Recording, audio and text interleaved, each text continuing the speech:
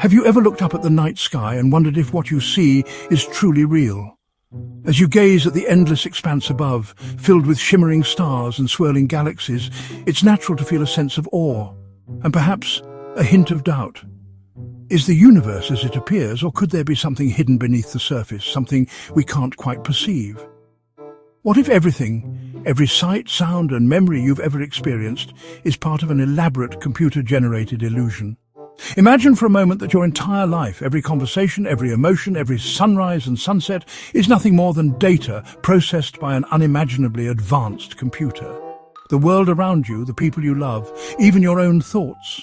Could they all be lines of code running in a vast simulation?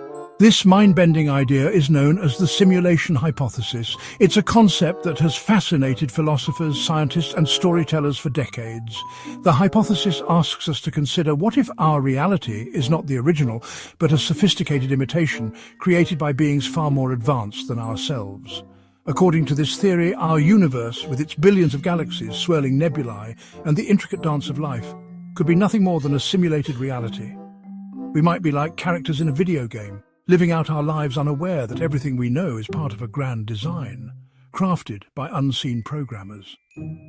Just as video game characters can't perceive the player behind the screen, we might never know the true nature of our existence.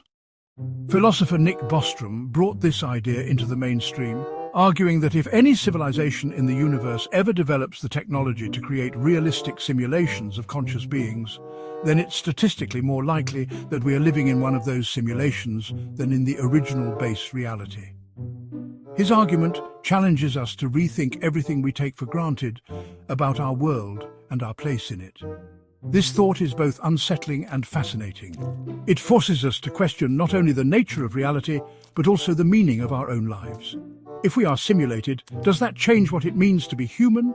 Can we ever truly know what is real? Or are we destined to search for answers that may always be just out of reach? What if the laws of physics, the very rules that govern our universe, are simply the programming language of a cosmic computer? Perhaps our experiences, our memories, and even our sense of self are nothing more than intricate algorithms running seamlessly in the background. As we begin this journey into the unknown, prepare to question the very fabric of existence. Open your mind to new possibilities and get ready to explore the mysteries that lie at the heart of reality itself. The simulation hypothesis, a concept that has captured the imagination of scientists, philosophers, and the public alike, emerged from the rapid technological advancements of our digital age. It's a theory that asks us to question the very nature of our reality. And it all began with the earliest computers, massive machines that filled entire rooms, blinking and whirring as they processed information in ways never before possible. As these machines evolved, so did our ability to create digital worlds. From the first simple video games to today's immersive virtual reality experiences, we've become architects of our own simulated environments. The line between what is real and what is virtual has grown increasingly thin, inspiring thinkers to wonder, if we can build such convincing simulations, could someone or something have done the same to us? As technology advanced, thinkers like philosopher Nick Bostrom began to seriously consider this possibility. He posed a provocative question. If we, with our limited resources, can create simple simulations, what would stop a far more advanced civilization from creating a simulation as complex and detailed as our own universe? The idea was both thrilling and unsettling, challenging our assumptions about existence itself. In 2003, Bostrom formalized his thoughts in a groundbreaking paper. He argued that either civilizations never reach the technological maturity required to run such simulations, lose interest in doing so, or, most intriguingly, we are almost certainly living in a computer-generated reality. This trilemma forced academics and laypeople alike to reconsider what we know about consciousness, technology, and the universe. Bostrom's argument transformed the simulation hypothesis from a fringe idea found in science fiction novels into a serious topic of philosophical debate. Suddenly, questions that once belonged to the realm of speculative fiction were being discussed in university lecture halls and academic journals. The boundaries between philosophy, science, and technology began to blur.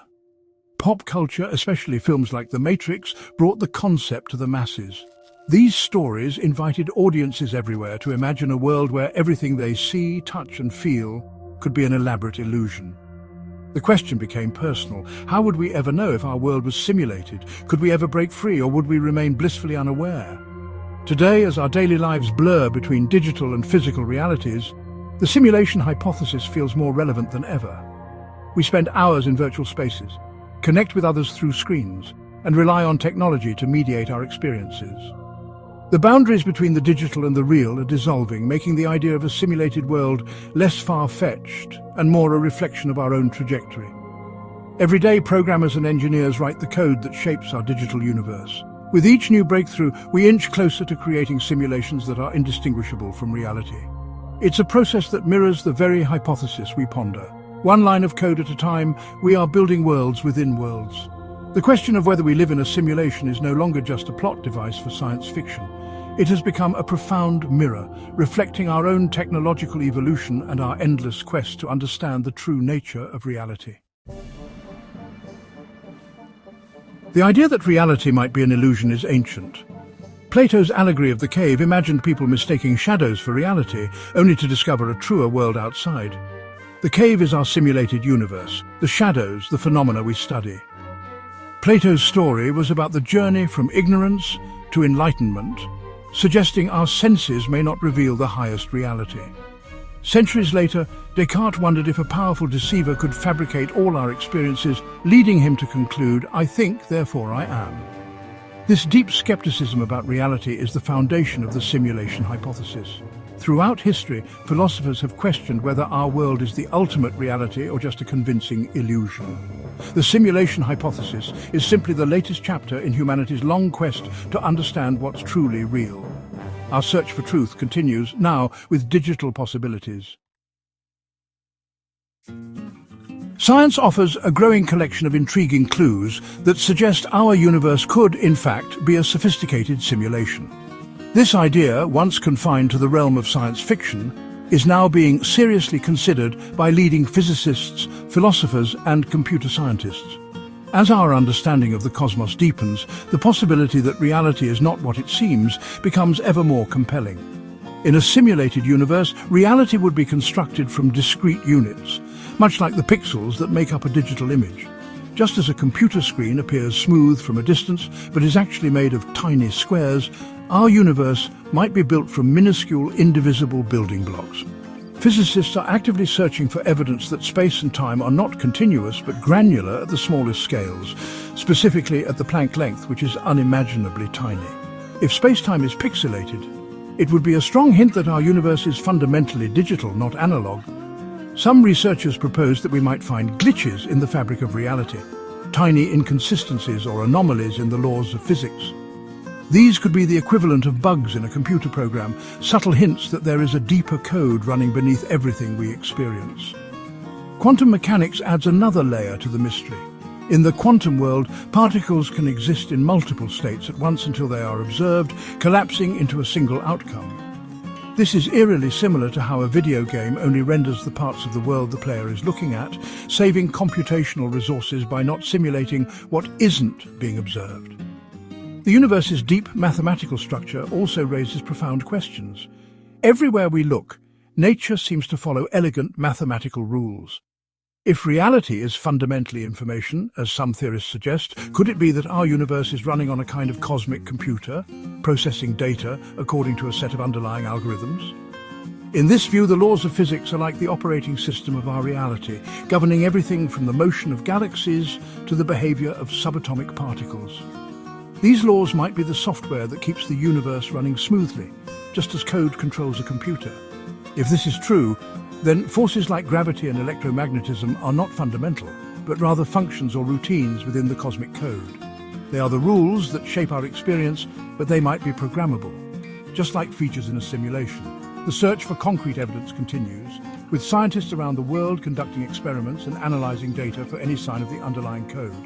While definitive proof remains elusive, the clues we have are tantalizing, and the debate is far from settled. As we probe deeper into the mysteries of existence, we must ask ourselves, are we living in a world made of numbers and algorithms, governed by an invisible code? The answer could redefine our understanding of reality itself. If we are in a simulation, what does that mean for our lives and choices? Some argue it changes nothing. Our experiences, emotions and relationships are real to us no matter their origin. A simulated act of kindness is still kindness. Simulated love is still love. Others find it unsettling. Are we part of an experiment, a historical reenactment, or entertainment for higher beings? The question of free will becomes even more complex. Are we making choices or just following a script? The simulation hypothesis deepens age-old debates about meaning and agency. Are we the authors of our stories or just characters in someone else's program? Imagine scientists prove we're in a simulation. How would the world react? At first, chaos and disbelief would reign. Our beliefs, religions and sciences would be shaken to the core.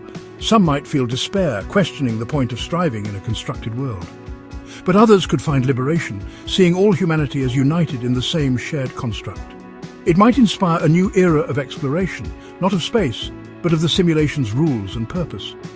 If consciousness is information, perhaps death is just logging out, and existence continues in new forms. The fear of mortality could fade, replaced by curiosity about what lies beyond. Our story would become one chapter in a much larger digital epic. If our universe is a program, could we learn to hack it? Physics is already our attempt to decode the rules. Each law is a piece of the source code. A complete theory of everything might be the user manual for reality. Could we find loopholes, ways to manipulate matter, teleport, or even rewrite our own attributes? If information is the foundation, perhaps it can be altered. But hacking the simulation could attract the attention of its creators, risking a system reset or shut down. The quest for control is tempting, but it comes with existential risks. Some knowledge, perhaps, is too dangerous to pursue. Let's bring this cosmic question down to you. Does the idea of a simulated world make your experiences less meaningful? For most, the answer is no. Our reality is defined by our consciousness, not its source. Whether made of atoms or code, love, joy, and wonder are real to us. Try living for an hour as if you're in a simulation. Does it change how you see the world? The simulation hypothesis is a mirror, reflecting our hopes, fears, and values. What matters most, the physical reality or the quality of our experiences? Your answer is part of the grand tapestry of human thought. We've journeyed from Plato's cave to the digital frontiers of science, exploring the possibility that reality is an illusion. The simulation hypothesis may never be proven or disproven. We might be like goldfish, unable to see beyond our bowl. Any evidence could itself be part of the simulation, placed to test or mislead us. Perhaps the question is not meant to be answered, but to inspire curiosity and humility. The quest for knowledge defines us, and the simulation hypothesis is one of its most fascinating challenges. If this is a simulation, is it the only one? Or are we just one level in an infinite stack of realities?